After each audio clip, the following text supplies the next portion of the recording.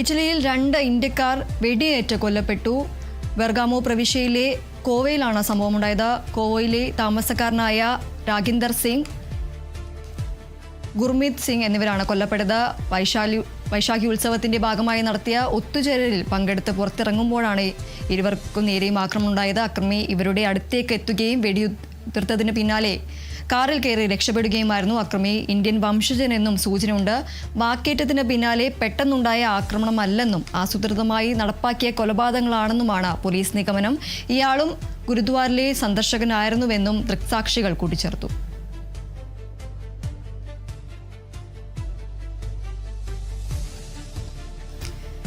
ഇറ്റലിയിലാണ് 2 ഇന്ത്യക്കാർക്ക് വെടിയേറ്റത്. 2 പേരും കൊല്ലപ്പെട്ടു എന്ന വാർത്തയാണ് വരുന്നത്. ബെർഗാമോ പ്രവിശ്യയിലാണ് ഈ ഒരു സംഭവം ഉണ്ടായത്.